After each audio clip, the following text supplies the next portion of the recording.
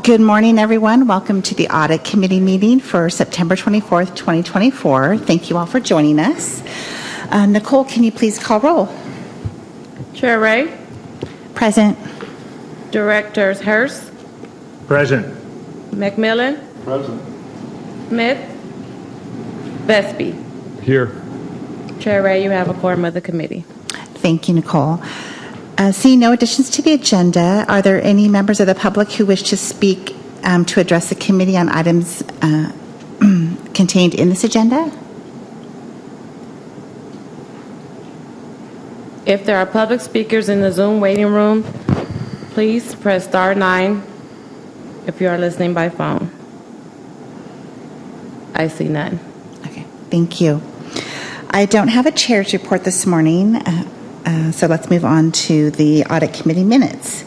I believe you all should have received a copy of the April 2nd, 2024 meeting minutes, and at this time I'll entertain a motion to approve the minutes of that meeting. Motion by Director Hurst. Second. Second from Director McMillan. All in favor, say aye. Aye. Anyone opposed? No, but I'm going to abstain. I wasn't present. I'm sorry? I'm going to abstain. I wasn't there that day. Okay, thank you. All right, so motion passes. Thank you. Okay. There are no consent items this morning, so we'll go ahead and move on to the action discussion items. There are 3 items on this morning's agenda, and I'll kick things off with a discussion on the Audit Committee subpanel.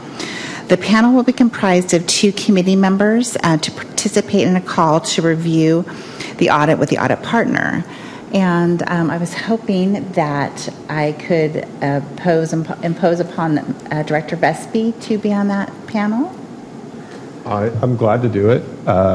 Just what's the scheduling for it? I'll be out of the office next week, so if it can be the week after, then I'm good. Yes, the audit partner will call and schedule meeting time that works for both of you, but it can be any time in the next 3 weeks, actually. So there's time. Okay, does that work for you? Okay. That works, yep. Is there anyone else who'd like to be on that panel?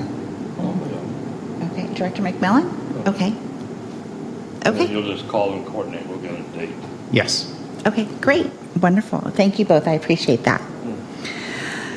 Next, Chris and Gina will provide an update on the fiscal year 2024 audit. Great. Thank you, Chair Ray. Good morning. I'm Chris Wojcik, the Controller in the Finance Department.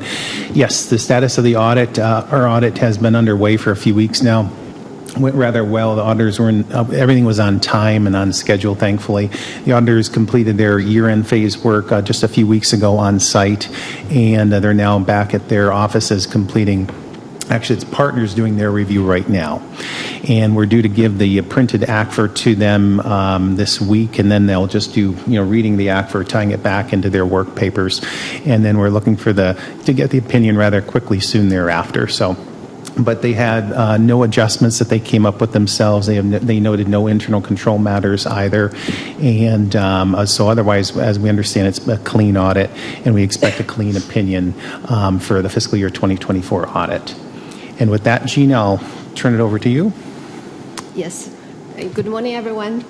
I'm pleased to report that the fiscal year 2024 has concluded successfully, and I'd like to give you some update of the audit progress. We closed FY 2024 on August 1st, 2024, as scheduled on the audit calendar, 30 days after year end. On audit progress, the auditor completed their in-person field work in the first week of September 2024. Then currently, the audit is undergoing the partner level reviews. So overall, the audit went smoothly, thanks to our staff for their hard work. I will give you some upcoming milestones. So early October, Davis Farr is expecting to issue their opinion. And on October 16th, we will send by FedEx a draft annual comprehensive financial report, its ACFR, to audit committee members for review. Then on October 29th, the audit committee will meet to discuss the audit and the financial statements. and they will incorporate in your feedback on the draft ACFR. Final steps. Following the audit committee meeting, we will send the ACFR to the printer, and all the board members will receive a hard copy of the final report. And on November 21st, 2024, the audit committee will present the ACFR to the board at the scheduled meeting. Okay, that's conclude my report. Thank you, Jeannie. Yes, and Davis Farr, the audit firm, they'll be at the third meeting as well, giving a presentation. And Chair Ray, that concludes our comments on this. Okay, great. What date is that? It is October 29th will be That's the meeting with this audit. correct, yes. At 2 p.m. It's a Tuesday, and it's at 2 p.m.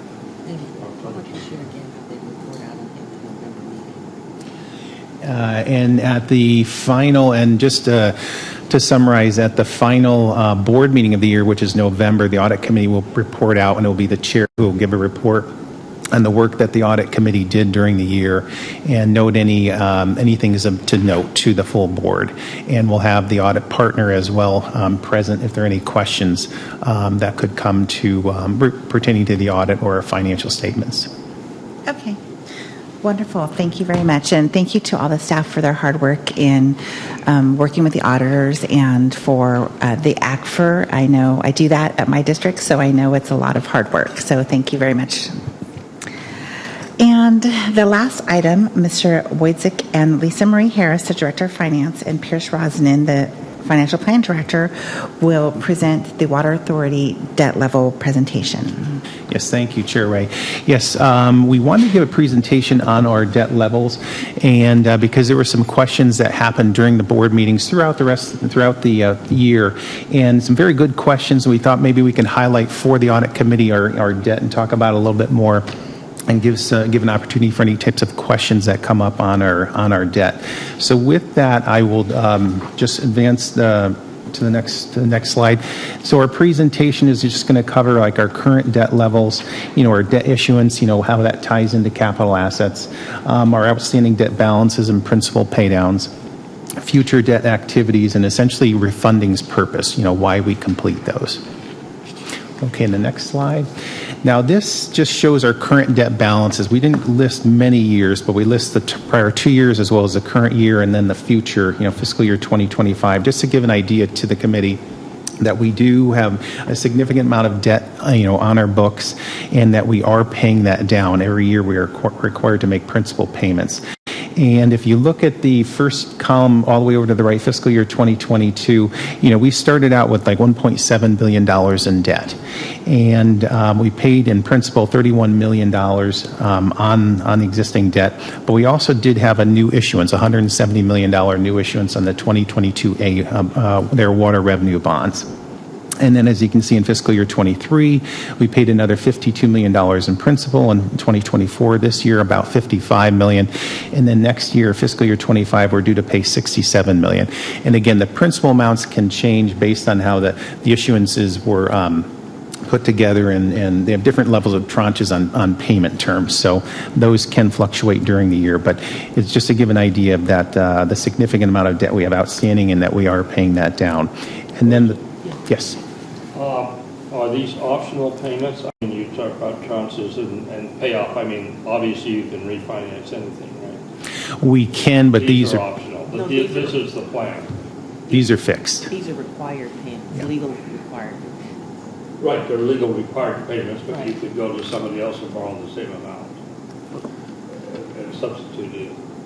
These, you have to pay off $67 million someplace. The only time we can refinance is if we have a call date, and typically when we issue 30-year bonds, it's in the 10-year period that we have the option of refinancing. So you can't just refinance and resubstitute a loan anytime you want to. But you can go out for new bonds. Yeah, we can new all, lending. new lending, but we can't substitute existing Correct. debt. Okay. In my mind, it's sort of a substitute. Okay. Yeah.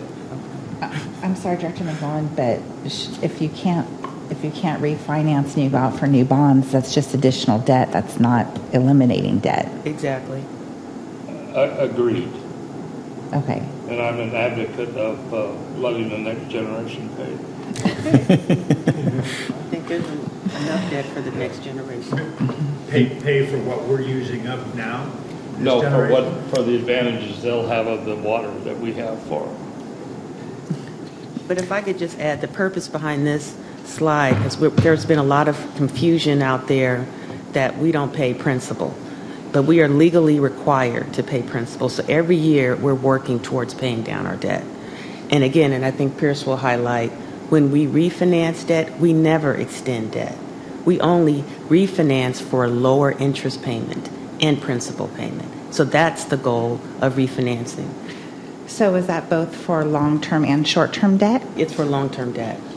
So I will be the first to admit that I was one of the people who questioned the $110 million that we just recently refinanced, and it's been out there since 2006, according to my research. Well, the research is incorrect because we had 3 tranches of commercial paper, and we actually paid down a whole tranche in 2016, I believe.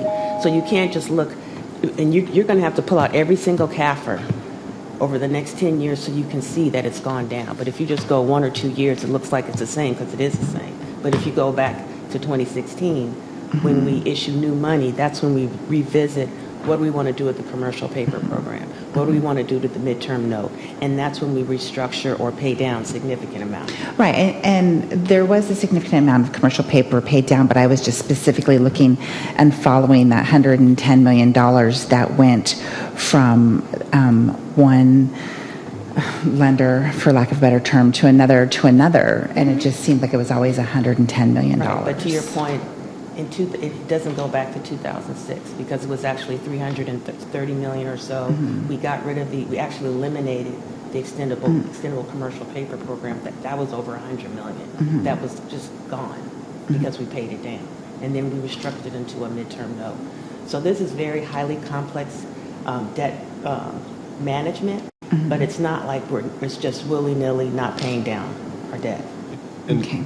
And I think it's a great question, and this is one of the things we want to kind of solve as we talk more about debt. Be it the rates discussion or the long-range planning discussion or the 5-year, is the structure of our debt, and that a lot of it has to be viewed in totality, right? And so you're absolutely right in terms of commercial paper. We've had $110 million commercial paper outstanding for a while. But in terms of, does it make sense to pay that off? Does it make sense to fix it out? At that time, interest rates were dropping, right? And so having access to a commercial paper program, having $110 million outstanding and paying close to zero on it was very advantageous for this organization and the ratepayers. When you take a look at all the product mix in terms of our debt portfolio, you see that we're paying off $50-60 million a year of principal. And so as long as that total debt outstanding number is declining, that's kind of the ultimate goal. And we'll go over that in that, but I think there are some nuances. Commercial paper is kind of a nuance. The BABS debt service is kind of a nuance, but in totality, really wanting to make it clear that we, in aggregate, we're reducing our debt load. And just to clarify, short-term paper or short-term debt and commercial paper are interchangeable terms. Yes. Okay. Yeah. Thank you. Question. I see charts of short-term and total debt. Is there a long-term debt chart here? I mean, from a board's perspective, you're saying, gee, we're paying down debt, and then I look at something in 2034, we're up a little on commercial paper and our total debt and stuff like that. Yeah. So, yeah. Yeah. Director McMillan, good question. We'll get to that momentarily. So, I'm sorry, I don't want to interrupt you, Chris, but I just want to, I wanted this to be more of an informational thing and not a dig down into the weeds kind of thing, because this really isn't the audit committee's area. It's for finance and the A&F committee, but I know that there had been, as Chris and Lisa indicated, questions about it. So I just want to make sure that we don't go down a rabbit hole today. Thank you, Chair Ray. Yeah, and just lastly on this table, I just wanted to point out that approximately between 1.8 and 3.8%, that's how much principal we pay down annually. So about 3% is what we pay down typically each year. And that would actually complete the comments on this slide. And I'll turn it over to Pierce. So just if we can go back to the prior slide. So, in terms of 2022, you see that it's a 1.8%. The reason why that debt pay down in 2022 is lower than the other years is because of the big refunding we did. And so I'll get into that, where we basically refunded and removed a $30 million debt payment off the FY22. So those are the types of nuances when we talk about looking at this. Why did we only pay $30 million down and take $170 million out that year? There was a lot of movement, and that was kind of the COVID year type adjustments we were trying to make. So a lot of, we'll try to keep it high level, but there are a lot of nuances that we'll have to try to explain away. Next slide. So we have this nearly $2 billion of debt outstanding. Why? Well, we're an infrastructure-driven entity, and so really focusing on those investments that were made, generational investments, long-term investments. So these assets, for the most part, we're issuing 30-year debt, but hopefully these assets are going to be much longer than that. Certainly the dam raises and those types of things. It's not a 30-year asset; it's a 50, 60, 80, 100-year asset, including the relinings. So we hope when we issue a 30-year debt that those ratepayers that are going to be benefiting from those projects. So Director McMillan's comments, we want to have generational equity, and so issuing debt is a good thing because it will be those that are benefiting from it are going to be using the asset rather than collecting from current ratepayers for future benefits. And so that's really where the debt load comes from. If we go to the next slide, we can really see, in the mid-90s, the Water Authority had about less than $500 million in debt outstanding. But what we just saw on that prior slide was the investments that this board made. Starting with the 90s or mid to late 90s into the 2010, 2012, we went on about a 15-year investment capital investment program, building the dam raise, doing investments. And so you can see on this graph, the total debt outstanding went from about that $500 million level to just above $2 billion. On the bottom of that, the whole time we were issuing debt, we were also paying debt. So that's just the way amortization schedules generally work. You see some years where we drop in terms of the amount of principal outstanding. Those are refundings, those are defeasances, those are things that help the debt service numbers a little bit lower in terms of how that principal gets accounted for. But we're always paying that principal off year in, year out.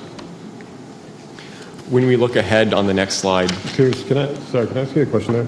So that total debt outstanding, yeah, does that include short-term debt as well, or is that just long-term debt? This is our long-term.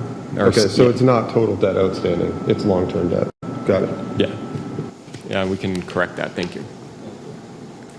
When we go to the next slide, here's what you see in terms of the current long-term debt that's outstanding and the payments by issuance. So each of the colors that you see represents a different debt series.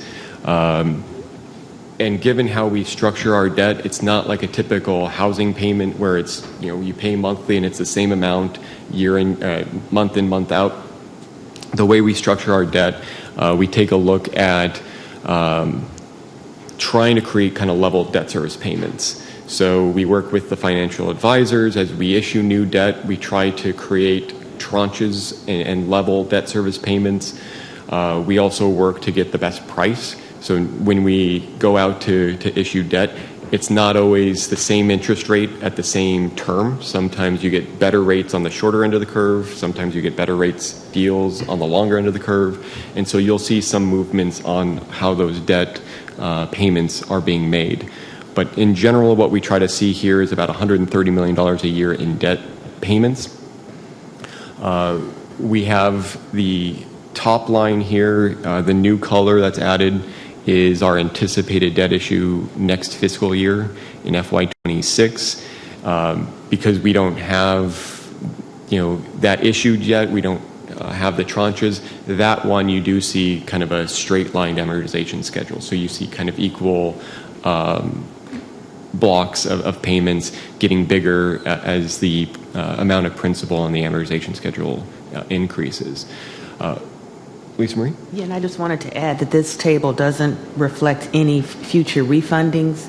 So if we were to add the refundings, it would drop down based on whatever the series that we were funding, like the 2015 A refundings, their call date is next year. And so that will drop the principal payments as well. So that's just something to keep in mind. Yeah. And the other thing here, and we'll capture this on the next slide, is the FY28. You see kind of a dark maroon brown color pop up just that year. That's our final payment on the 1998 A's. There'll be an opportunity to kind of prepay that, and we're working with our financial advisors on identifying that. Right now, the 98s are earning.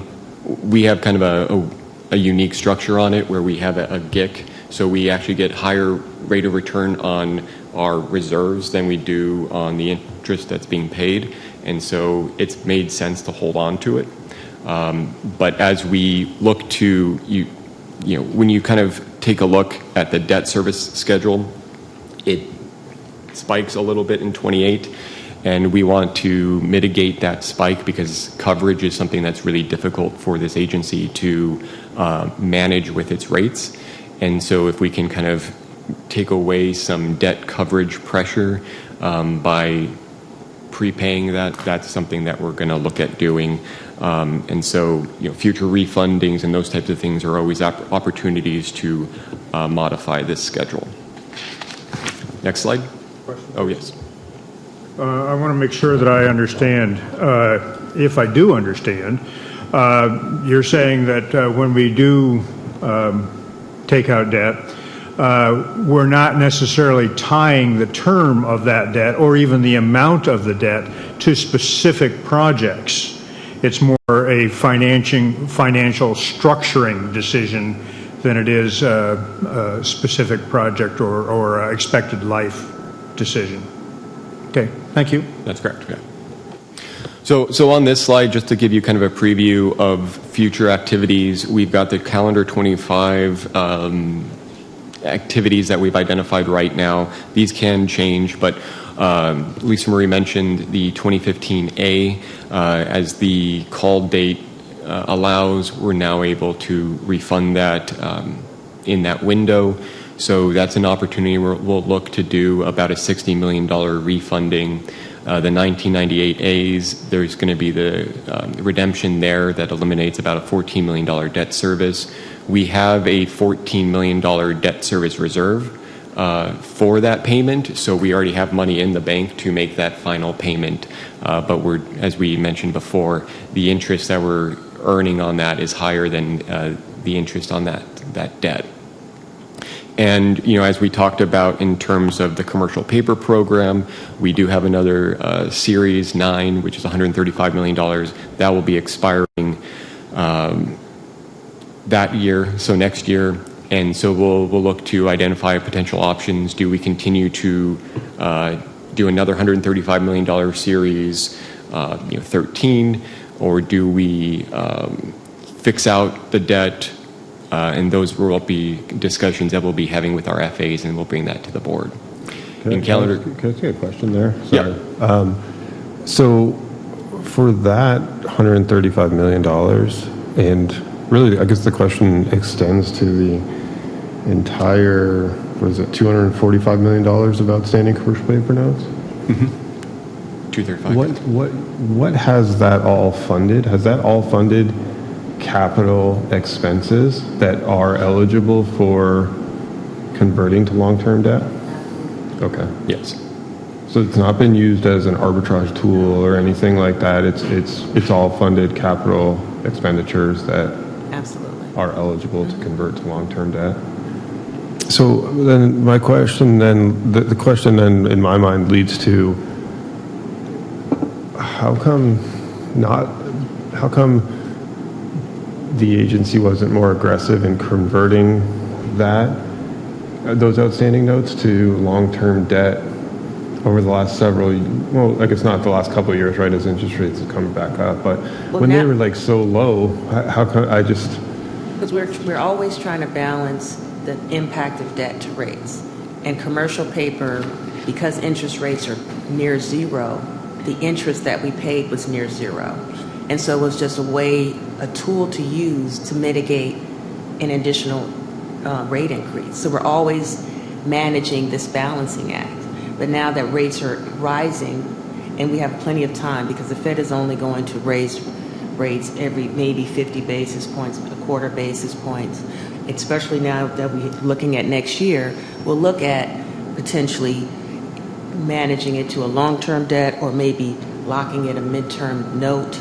But there's a number of tools that the bankers will help us evaluate. But we're always balancing what debt we want to use, how much we're going to pay for it, and then what its impact on rates. Go ahead. Yeah, sure. Oh, yeah, yeah, go for it. So counter to personal finance, where a short-term loan tends to have a higher interest rate than a long-term loan or something like that. This is different. flipped, where commercial paper is a lower interest rate than our long-term debt? The bottom line, it is lower. It's absolutely lower. And that's why the actual GFOA best practice has always been to have a combination of long-term and short-term debt. Because the good thing about short-term debt, you can refinance it and restructure any day of the year. Whereas the long-term debt, you're locked in for 30 years. So it gives you more flexibility on how you're managing the interest that you're paying. And again, the last 10 years, the interest rates have been near zero. So that's why it was actively thought to not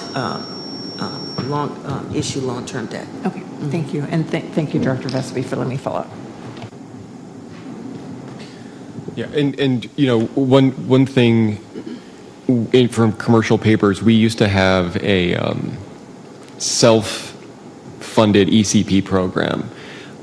Is where we had to self-back it. We didn't have a bank to back it. And during the COVID, we got out of that and we fixed out that payment. And so there's always the opportunity, looking at market conditions, trying to figure out how can we manage risks, how can we manage rate impacts, and really, you know, even with interest rates going from zero to where they are currently on the commercial paper program, it's still a very good, attractive rate. And so something that has been beneficial rather than fixing it out. But that's something that we'll continue to evaluate as we do. When we look at a little bit further out in 26, 27, there's that $265 million debt issue. That's something that we can look to size appropriately given the commercial, given what we do on the commercial paper side, given what the CIP program looks like at that moment.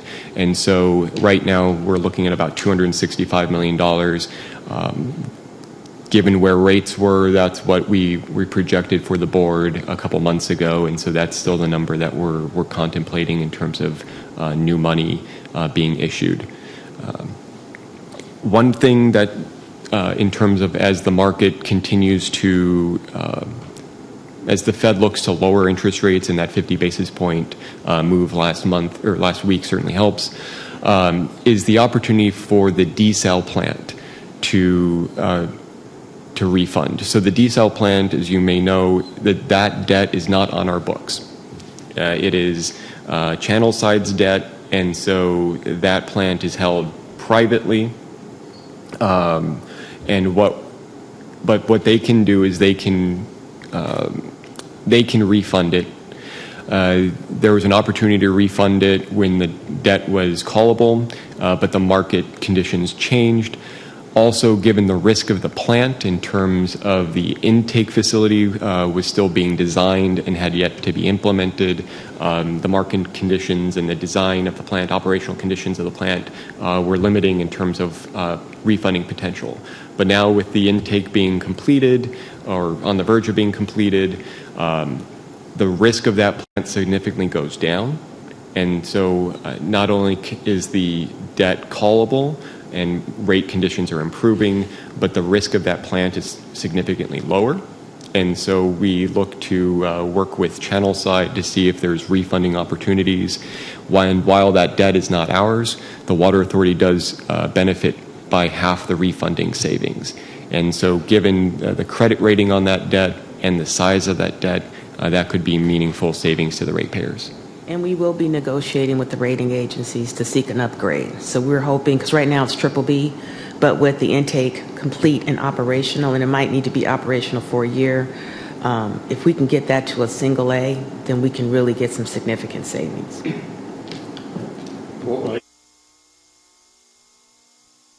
Based on market conditions. Right. Yeah.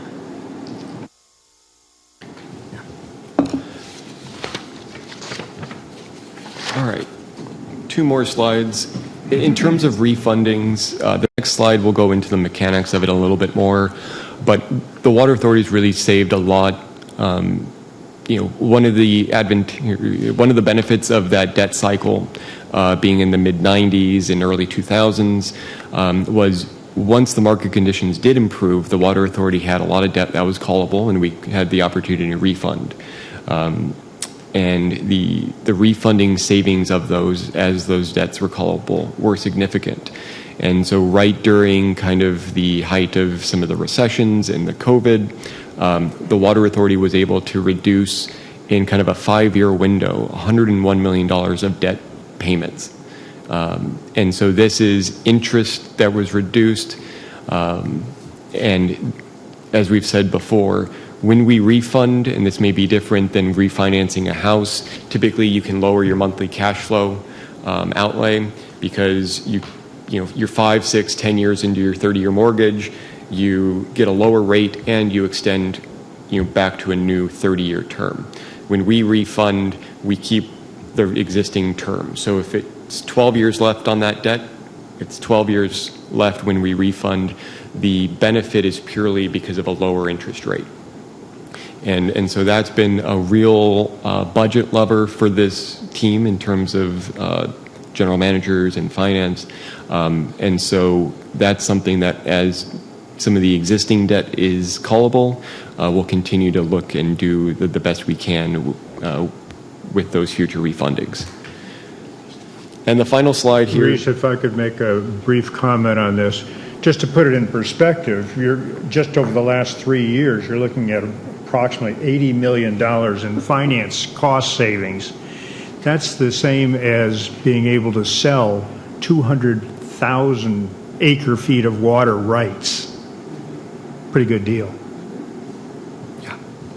And so when we take a look at the next slide, when you take a look at the preliminary offering statements or the final offering statements,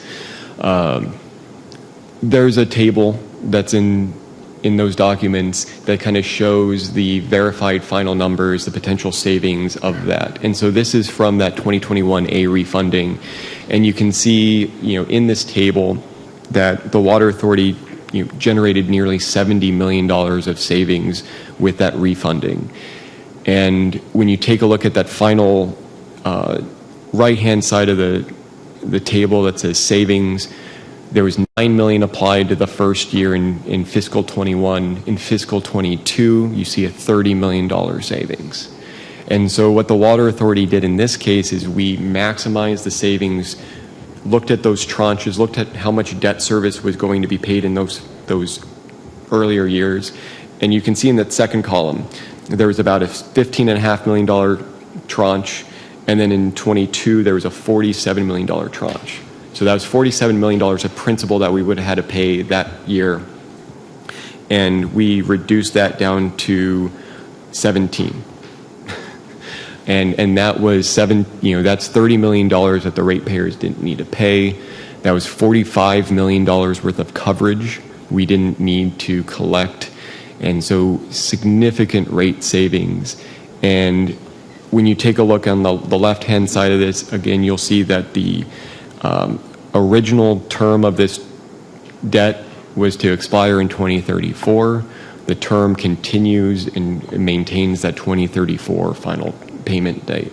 So these are really good tables that just really represent the power of some of these refundings, and that we continue to actively manage the best we can to pay off the debt and to make it as cheap as possible going forward. So that concludes the presentation, and if there's any other questions, we're happy to answer. So again, Director Ray, this was just educational and information, no action. I've got Are there any other questions? I have a follow-up question. Appreciate the presentation. I think it's helpful for education, but one thing that sticks out to me that wasn't touched on is the 2010 Build America bonds, which the largest portion of your outstanding principal is generated by that debt that was issued. And the way that debt is structured, it's interest only with a balloon payment, right? In 2049 is when the principal comes due? No. So the Build America bonds were a 40-year debt. So we actually did a 40-year debt rather than a 30-year debt. And the way the Build America bonds are structured and the way they were advertised is you would get a federal subsidy on the interest that you accrued. And so the way the debt was structured, for the first 10 years, it was interest only. So from 2010 through 2020, we were paying interest only, and that was maximizing the federal subsidy that we get. What you see on the federal subsidy you're referring to is basically to buy it down from a taxable issuance to a tax-exempt issuance, right? Yes. And so then if we could go back to slide 6, the Build America bonds you can see are that green bar that's kind of right in the middle. The biggest chunk that you see is that green piece. And so you can see that there is principal being paid off. There is no balloon payment of any kind. And so this is 30 years of principal, 26 years of remaining principal that will be paid off. And that will be a continued large chunk of the overall debt service payments now that it's kind of structured as a normal, we're in that normal 30-year window of that debt. So is that the way the debt issuance documents are drafted? Yes. With that debt service schedule? Yeah, the Build America bonds were a very unique debt structure. These bonds were issued before all of us were here. So I didn't issue those bonds. No, so we're inherited. Yeah. So I get it. We all inherited it. I understand that. Yeah. It's just that in going through some of the debt stuff, what I found is the schedule was that it's listed as just the principal being due in the last year. No. So that's what I was trying to reconcile. Okay. Yeah, no, and this was, it was, the Build America bonds were nearly $500 million. 515. And so certainly needing to pay that principal amount off over time. And so that's kind of what's reflected here. And you can see that it is structured in such a way that it was, with some of the existing debt that we had on the books at that time, some of the principal payments were pushed out kind of until that some of the other debt fell off. But that's also kind of a nature of the principal amortization schedule, that it's just going to get a little bit bigger towards the end. And Director Vespi, if you could share what you were looking at, we must have shown something in a confusing way, or there might be a better way to show it. We would like to correct that. Okay, thank you so much. Point on that. So basically, the first 10 years, your interest was free. You were credited your amount. It was subsidized. We got around 16 million from the federal government. Yeah. I mean, what percent? It was a 30, payment. 20? It's about 30% of the principal 30% payment. of the debt. Yeah. And then you just push the rest of the principal out 10 years, basically. Yeah. Yeah. Well, that's to maximize your 10th year of interest payments.